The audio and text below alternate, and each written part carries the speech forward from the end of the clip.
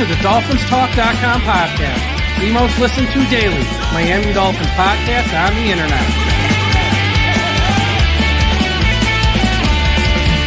Miami's got Dolphins, the greatest of all. Come on, Dolphins fans. Time to fins up.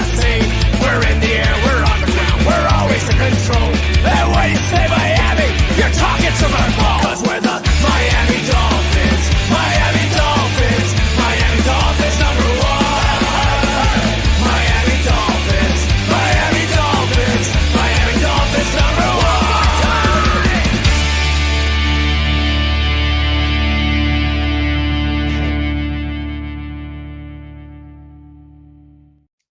Good evening, Miami Dolphins fans. How are you tonight? And thank you for listening to the DolphinsTalk.com podcast on this Wednesday, March 5th. I am your host, Mike Oliva, but I am joined by my partner in crime, who I've missed for many, many weeks and months. He's back with me on a Wednesday night. You know him. You love him. Big E, Ian Berger. Ian, how you doing tonight?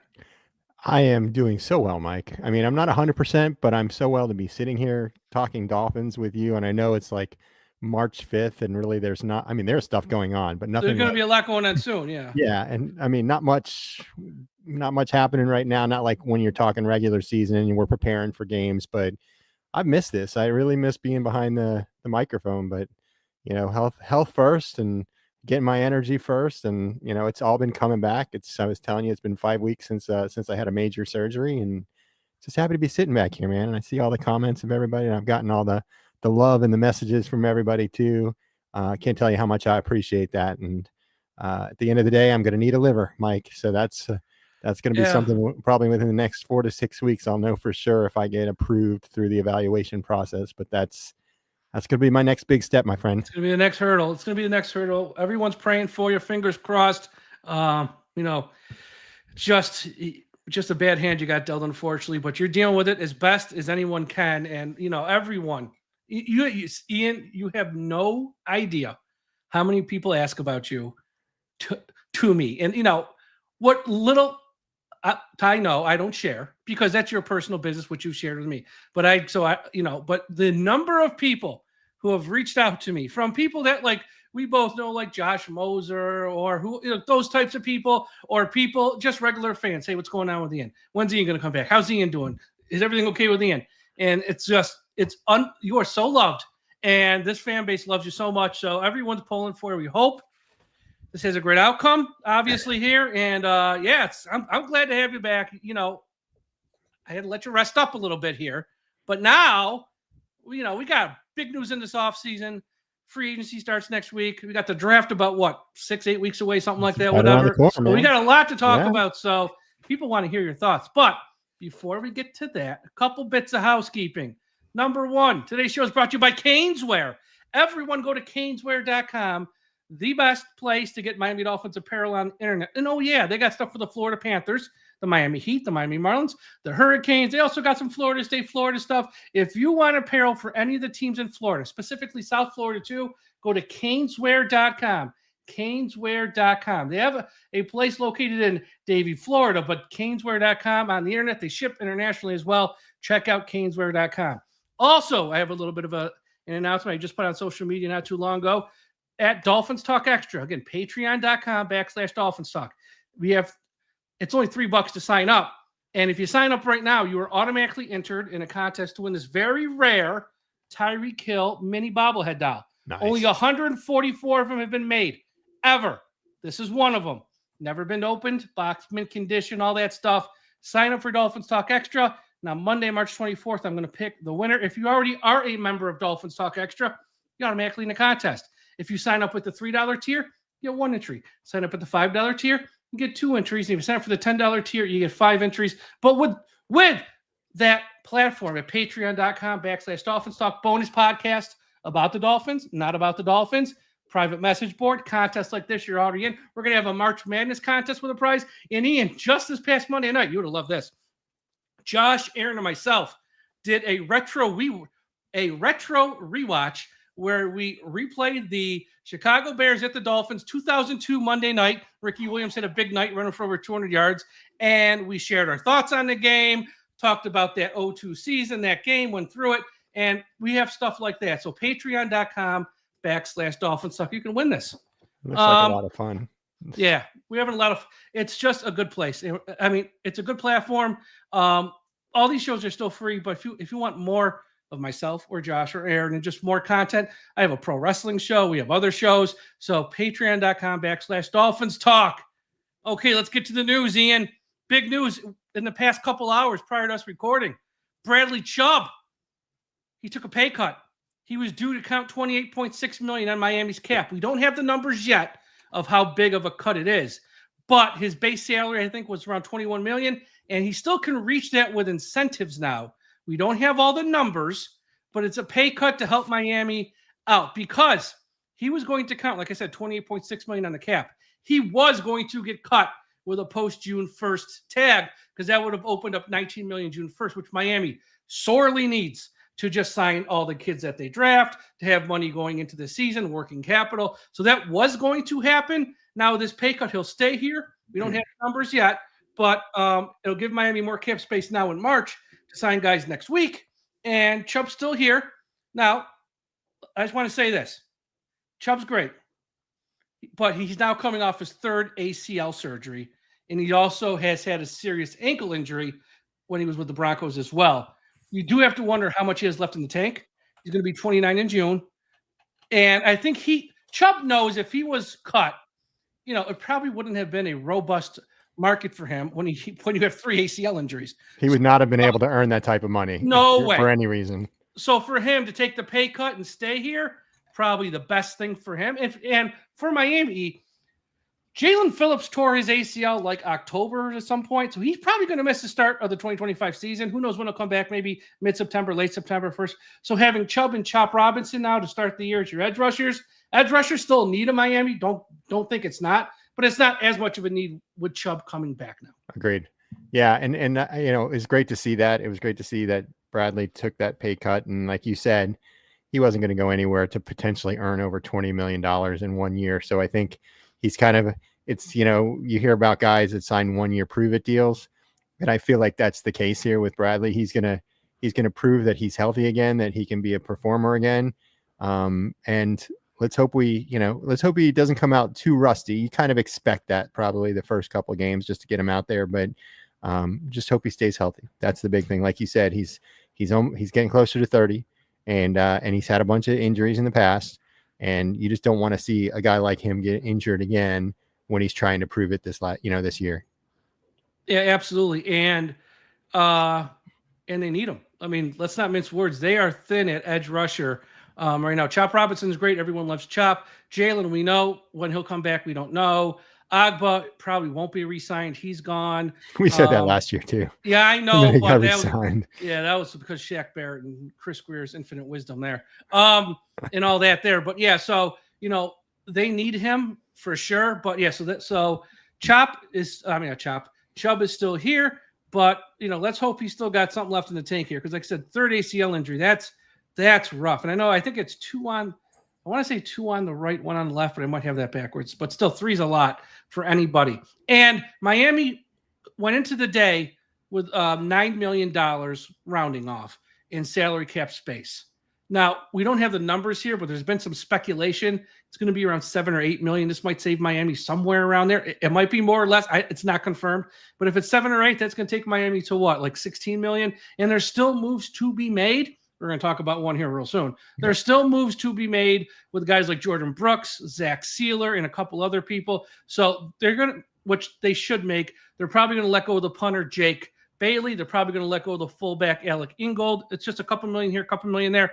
But honestly, if that couple million, no offense to the fullback and punter, can be put towards, I don't know, say a guard, say a nose tackle, it might be better allocated at those positions right now. Yeah, I was listening to Joe Rose last week. He had Jimmy Johnson on, and he started talking about how they made up their offensive line for those years, that Emmett was back there. And he said, we had one guy that was a 3rd round draft pick. We had another guy that was a 5th round draft pick. We had 2 undrafted free agents, and I forget what the 5th one was. And I was thinking to myself, if that's not like hitting the damn lottery, for an offensive line that really just had such a great impact during those years for the Dallas Cowboys. Why can't we just get a little lucky? Why can't we, we've gone through how many first round draft picks? Austin Jackson was a 1. Liam was a 2nd, which we traded Solomon up for. Kinley, right? Solomon Kinley was 3. No, Solomon Kinley was the top around 4, like top around 4. Okay, right. Robert Hunt was top around 2, paid off. We just weren't smart enough to keep him. Yep. So yeah, because I had this conversation actually with Alan Papar last week, and when Mike McDaniel spoke at the combine, it was he said we got some guys we're going to target, and obviously we have the draft, and they want to invest in the offensive line. And I said, it's like angels are singing. Someone's finally woken up. And he did point out, well, they have tried to address it. I go, yeah, they just do it badly. Like even last year, they lost Connor Williams. Okay. And they did sign Aaron Brewer. It seemed to work out. That worked out. But then what do they do at guard? Liam Eichenberg and Robert Jones, 2 guys who have failed for years. Let's just promote them. And why would you promote either one of those guys? And then their comeback is, well, we did sign Isaiah Wynn. Yeah, he missed 95% of the season, right? Yeah, and it's not like you didn't know the injury because he got hurt on your watch when he was on your team the year before. So either your medical staff stinks on toast or you don't know what the hell is going on with your own players. So it's like I can't give him credit for, it's like, come on, guys, you got to do better than this. So we'll see. Obviously, some of these guys have I know Chicago's already traded for 2 offensive linemen this past week, the past couple of days. Good for them.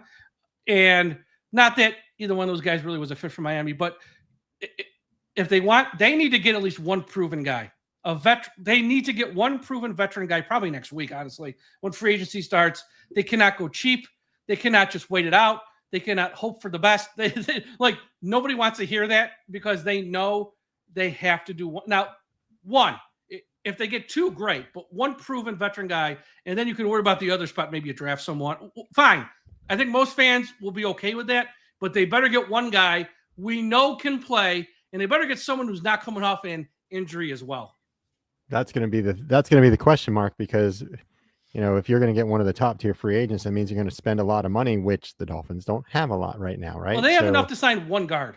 Right. But also, don't they have like 20 some odd other free agents that they have to figure out spots for? They do, but a lot of them stink, and we're going to go through those names soon. No, I mean, I'm not going to rip the Band-Aid off. A lot of those guys, if they're not here, it's no big loss. So they can just let them go. It's more. We got to find replacements. Got to pay money. That's the thing. You do have to find replacements. Yeah. You do have to find replacements.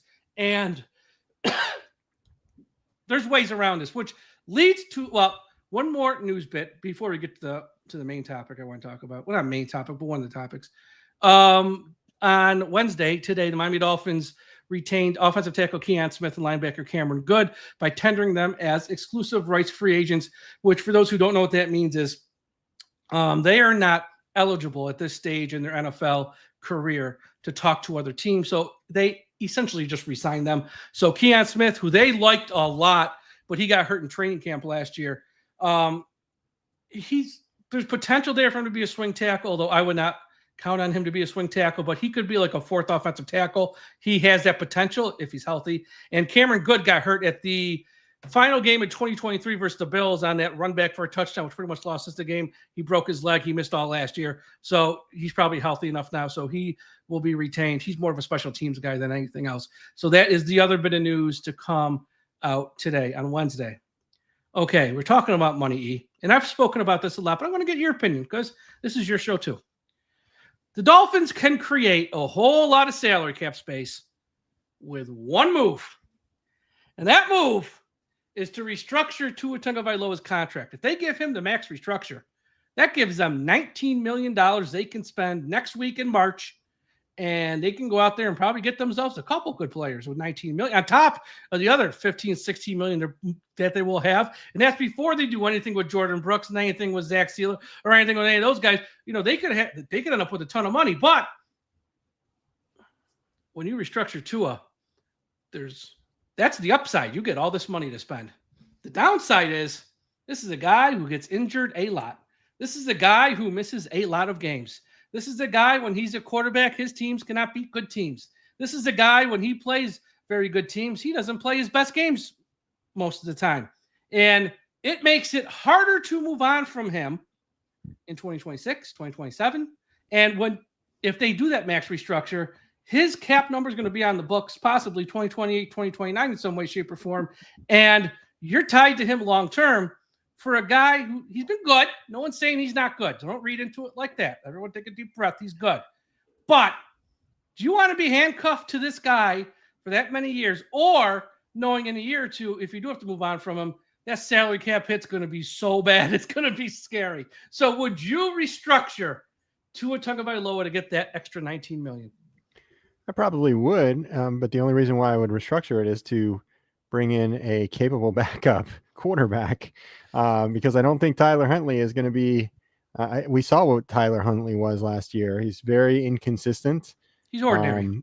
Right, exactly. And I know that some of these free agent quarterbacks out there are probably a step up from Tyler Huntley. And, again, the question mark becomes, how much money are you willing to spend on that? Because what we know about Tua is he has a problem of not sliding when he's trying to get extra yards. And, we talked about it last season when he got himself hurt again, that he doesn't, no matter how many times the coaches say it, no matter how many times his family says it, no matter how many times his wife tells him, no matter how many times he looks in the mirror and says, I need to slide, I need to slide, I need to slide.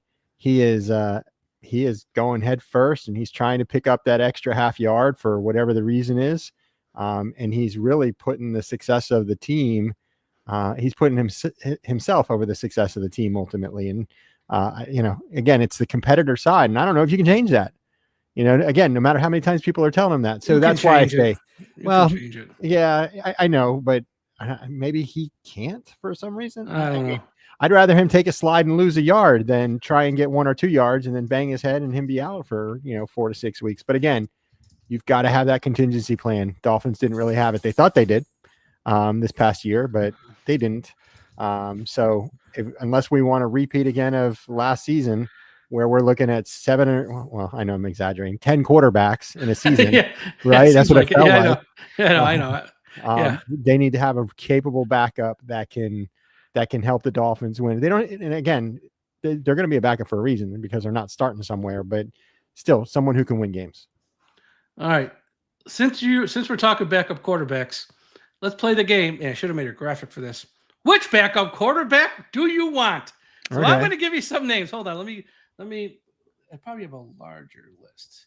I hate these because every single one of them is going to have a good game. Every single one of them is going to have a they're backups. That's why. game. Which is why I've said on shows the past few weeks and such, I'm not touching that contract with a 10-foot pole.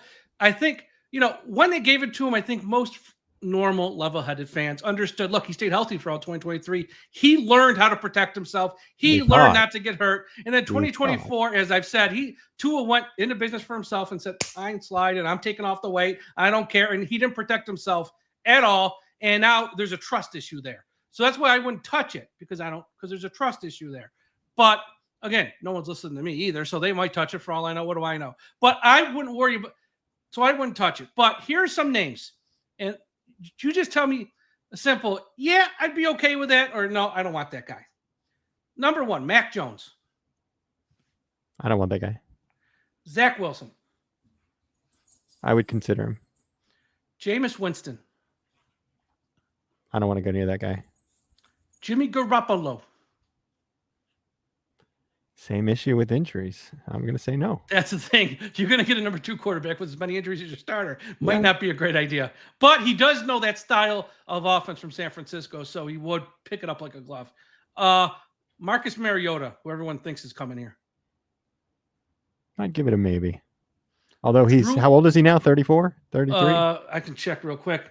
My problem with Marcus Mariota is, are they signing him for the right reasons? He is 31, actually. Yeah, okay. He will be 32 in October. My problem with Marcus, because he's from Hawaii, he's friends with Tua, went to the same high school as Tua, not the same time, obviously.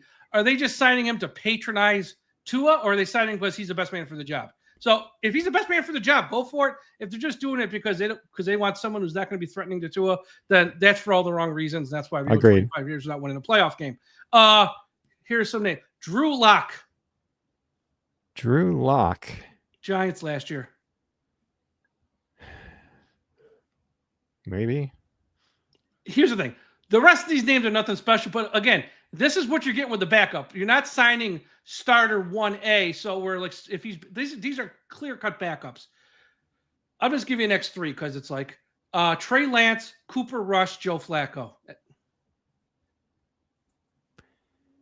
I've seen them all. That's what I've seen every one of them have great games, and I've seen every one of them have crap games. So it's like hard. You know, you see Joe Flacco, who took the Browns to the playoffs 2 seasons ago, right? Yeah. That's when it was. Yeah. And I see people he played in well chat last year for the mentioning- Colts too. He Yeah. played last year for the Colts. Gardner Minshew has been mentioned. Gardner Minshew is a name. Wentz is a name. Yeah. Carson Wentz. And I know, some fans have said, well, just go get Kirk Cousins. Go get Justin Fields. Go get Russell Wilson. They're going to go somewhere and start probably, okay? So, yeah, it'd be nice. Yeah, it'd be great. If they could get Russell Wilson as your number 2, great. But he's probably going to have a chance to start with, say, the Raiders. You know, it's like, why is he going to come to Miami and sit in the bench? Same thing with, Jones, who was with the Giants, who went to the Vikings. He's a free agent. He might sign with the Browns, they're saying, and start. Same thing with Kirk Cousins. He'll probably go somewhere and start. So the odds are, if you can land one of them as your number 2, awesome. Go for it. I just don't think it's feasible or realistic. And I also don't think they want that. I think they want a guy who's going to know his place as a number 2 and not be threatening to Tua, if you ask me, really. All right, what else we got here on the show? I got so many topics we can talk about. We did restructure to free agency expectations. I think Miami obviously they have a lot of holes. I think they have primary needs and secondary needs is how I've sort of got it broken down. Your primary needs, in no special order, are offensive line, defensive line, secondary. Because you have Zach Sealer, nobody else. You don't have anybody to start right now at either spot at guard. And outside of Ramsey, what's in your secondary? You have no safeties outside of Patrick McMorris. Cater Kohu's he's all right. I mean, you got nothing. So those are your 3 primary needs. I think your secondary needs are more of depth. Linebackers probably a secondary need. And I'd probably even say, obviously, number 2 quarterback, number 3 wide receiver, number 3 running back. Like those are like your secondary needs. Right. But really, we don't know about all the money. So they had 9 that were getting however much we're getting from Chubb. Like I said, say it's around 15, 16 all in with that when you put them together. That you think they're going to be very active in free agency, or you think it's going to be like last year where, they did some low-key signings at work, Jonnu Smith, Jordan Brooks, Aaron Brewer. But then it was, let's find all these old guys for 1 year cheap. Jordan Poyer, OBJ, Shaq Barrett.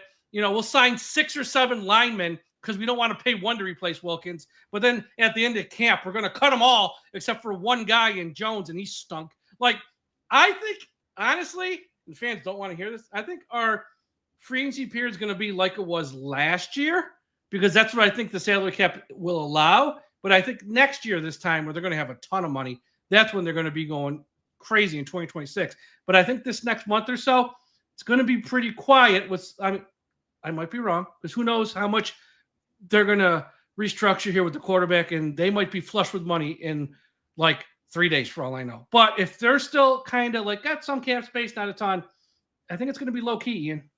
Unless they are able to free up a ton of money, I think it's going to be very quiet for us. And I think same like last year. Yeah, I think you're going to start seeing the pictures. What is that one meme where you got the stick figure that's holding a stick, trying to point it at Chris Grier?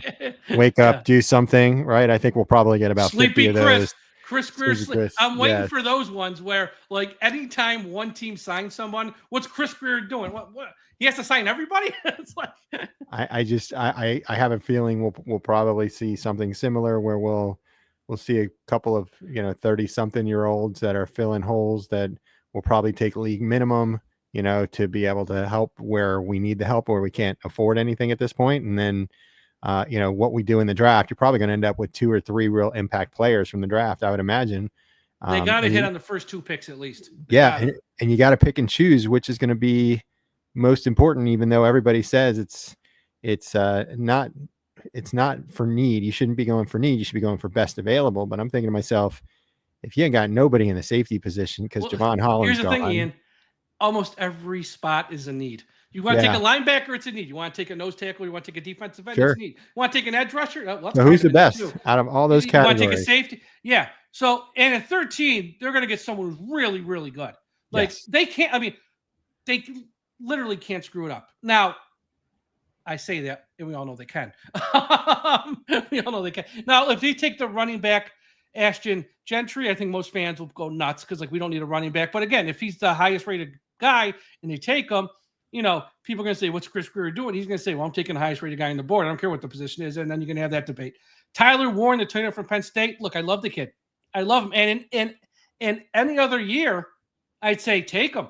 And even if they take him, I won't be that mad because I think he is a weapon. And for 1 year, at least, you have him and Jonnu, Hill and Waddle. That's a hell of a passing game with Achane as well, who caught like 60, 70 balls last year, whatever it was.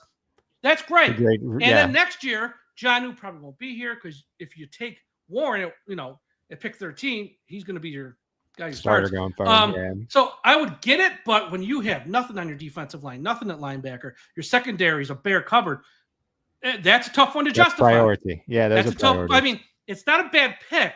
It's just, what are you doing? So that's why this next month, who do they sign? If they can sign 2 safeties in a corner, take freaking Warren. That's a good pick then.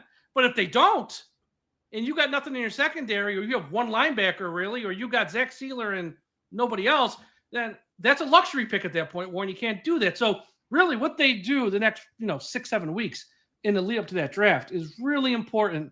So that's going to tell a lot, but I don't think they're going to go nuts here in free agency.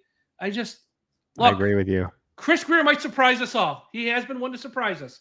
I'm just saying, if I had to bet a buck, Ian, I don't think he's going to surprise us this year. That's why I'm not paying a whole ton of attention as far as who the free agents are, because I'm looking at a list now, top 101 NFL free agents going into the year. And I mean, if we get one of those top 101, I think we'll be in okay shape, or it would probably be what my expectations are, to absolute maximum, but that second one would probably be in the lower third.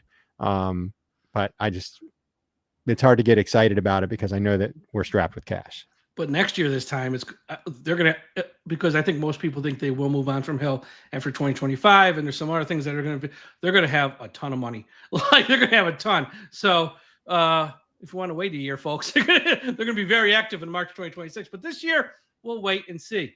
Okay, before we get to the final topic of the show, a quick shout out to everyone watching and listening at finheaven.com.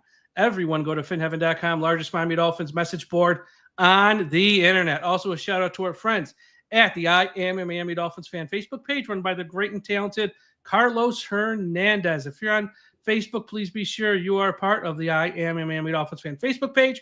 And wherever you're listening to this podcast, whether it's Apple Podcast, Spotify, YouTube, Podbean, Podchaser, iHeartRadio, Audible, or one of the other hundreds of platforms we're on, subscribe. Hit that subscribe button so you don't miss an episode. My show with Douglas Durong will be taking place tomorrow night. The new podcast myself and Doug will be doing every week. So we're going to have the first episode tomorrow. And we got shows all set up for next week. I was talking to Tom with the start of free agency. Myself and Tom are going to be all over it. So we are ready to go, and we're going to have shows. So make sure you're subscribed. One other thing I want to mention real quick. Our good friend Seth Levitt and the fine folks at the Jason Taylor Foundation have announced on Saturday, May 10th, 2025, the 5th annual UKG Jason Taylor Community Hall of Fame dinner will be hosted by the Seminole Hard Rock Hotel and Casino in Hollywood. This year's class of Community Hall of Fame inductees will include Nat Moore, celebrity honoree, Alyssa Greenspan, the Jason Jenkins corporate honoree, and Michael Berry, the youth honoree. Proceeds from the event will benefit the Jason Taylor Foundation, whose mission is to support and create programs that facilitate the personal growth and empowering of South Florida's children in need by focusing on improved healthcare, education, and quality of life. For information on partnership opportunities and attending the Jason Taylor Community Hall of Fame dinner, contact the Jason Taylor Foundation offices at 954-424-0799 or by emailing info@jasontaylorfoundation.com or visit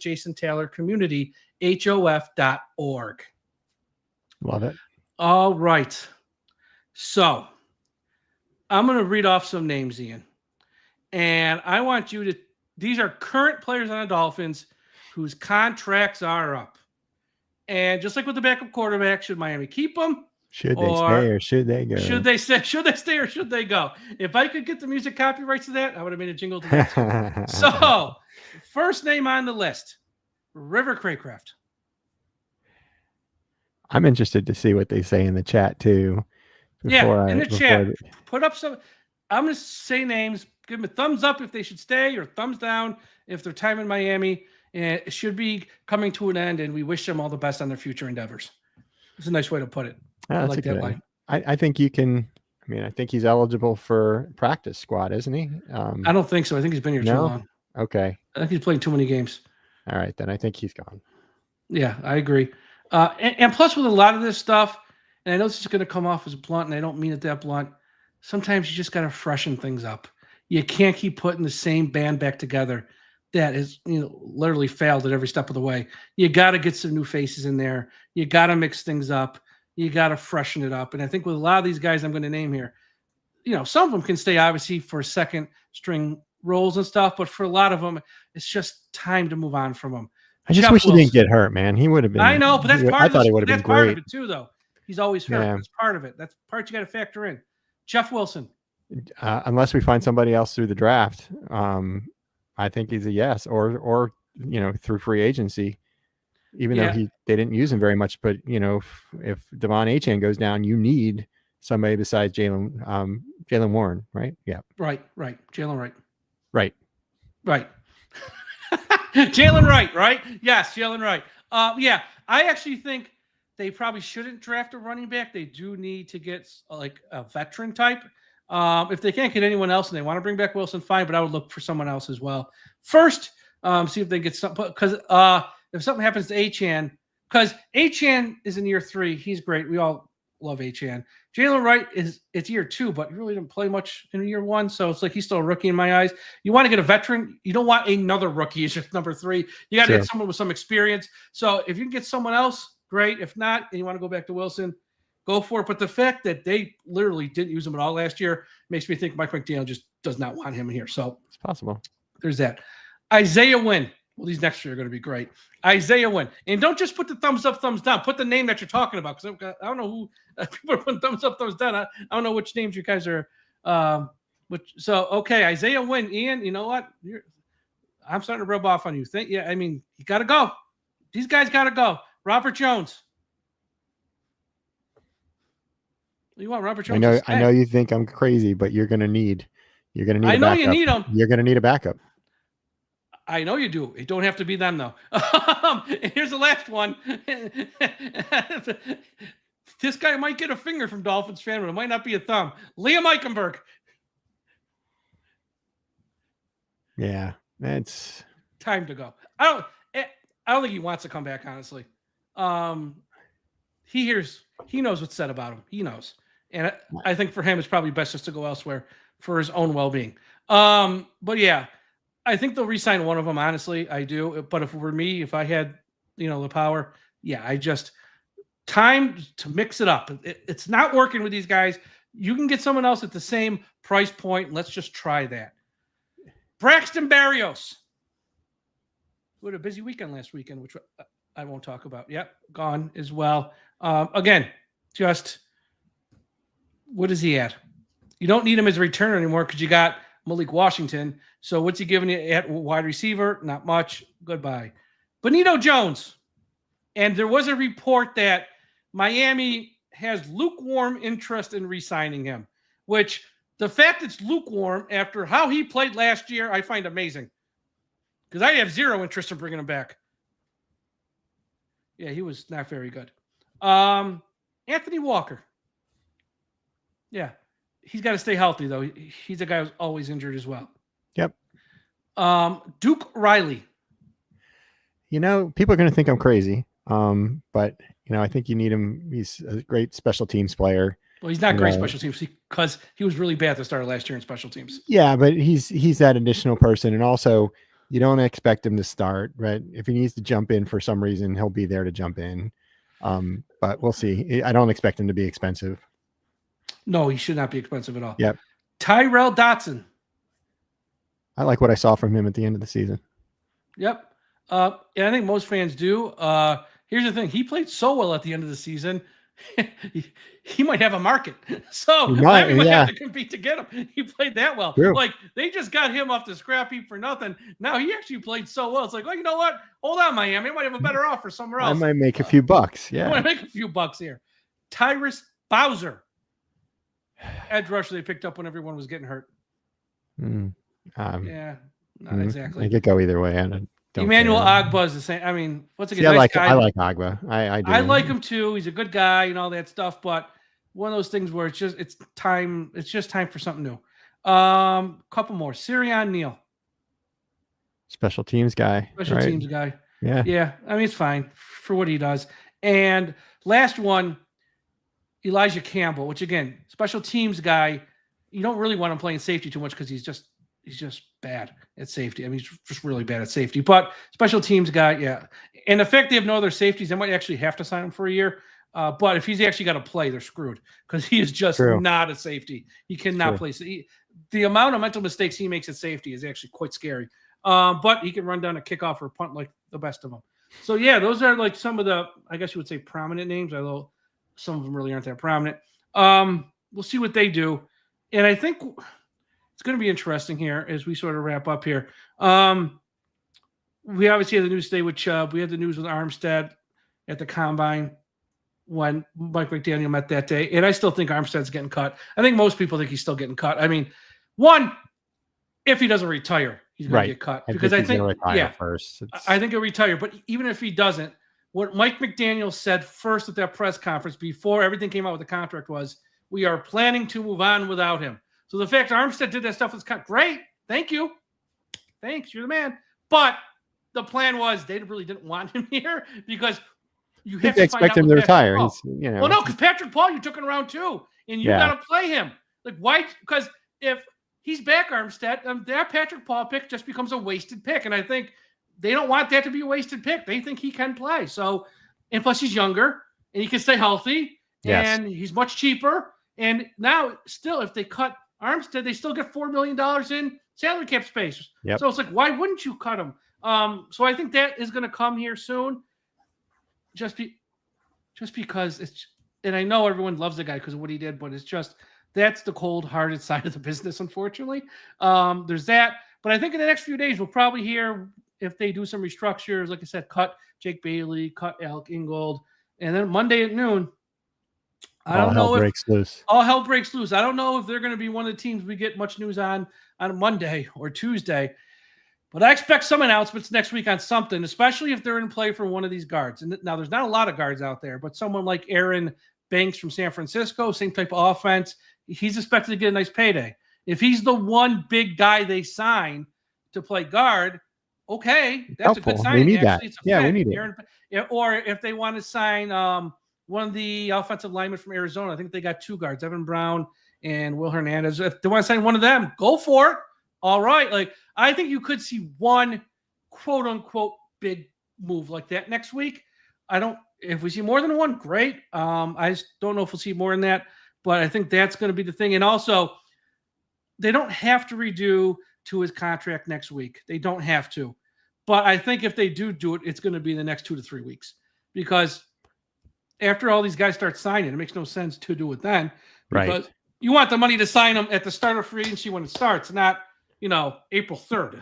Like, who cares at that point? And also, you got to make sure you got enough money for whoever it is you're drafting. So there's that part. So yeah, there's that part of it too. And they got 10 picks. So I don't know if they'll make all 10. They could use some to trade up and around, or they might trade some off into 2026 to have another healthy draft. Because 10 picks is a lot. I know it's 3 of them are around 7, but still 10 that you have to pay. So I wouldn't be shocked if they look to take. And here's the other thing too: they could add a player via trade. We know Chris Grier loves to trade, and if there's a guy now, usually the guys who are being traded have horrible contracts, and that's why they're being traded. So you're going to have to take on a horrible contract or trade for a guy with a horrible contract that you restructure and extend. Right. Yeah. Extends the key word there. So if it's not like a guy who's super old, like when that guy Joe Thuney today got sent from Kansas City to Chicago, like, why didn't Chris Grier do it? Well, the guy's 30. He will be 33, and he's going to want an extension. No one wants to pay a guard 34, 35 big money. That's not what Chris Grier needs. Chris Grier needs someone, like sub 30. Then we can talk. Agreed. No, it's they're strapped again this year. Next year they won't be, but this year they are. So it's going to be quiet the next couple of weeks. It's going to be interesting. But Ian, I'm so happy you were able to join me tonight on the show. Me too, man. We're going to have, we're going to be doing this more often as long as you're up for it and you're feeling okay and you got the time, is because there's going to be a lot to talk about here in the next few weeks, few months. So, everyone, be sure to follow Ian if you're not already following him on Twitter, X, or whatever the hell we're calling it, at Ian693. You can follow me on every other social media platform at DolphinsTalk. Putting a lot of stuff up on our TikTok page. Check that out. Also putting up a lot of YouTube shorts as well. So check that out there. Just a lot of good content. And also check out the website, DolphinsTalk.com. Boy, we have so many good, talented writers. It is crazy. I want to give them a shout out. Let me give some of these guys a shout out because they've been doing great work. Bob Gonzalez, Carlos Milanese, Brian Marr. We have Jackson Bueller.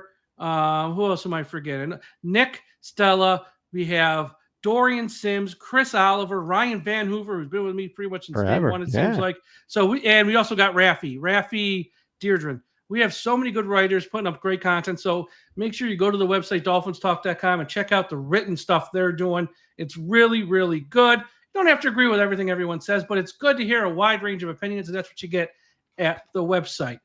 Everyone have a great Wednesday night. Have a great Thursday if you're listening on Thursday. We'll talk to you again after a while. And folks, please, we must put an end to highway profanity. I love it. Fins up, everybody. Great to see everybody. Good night.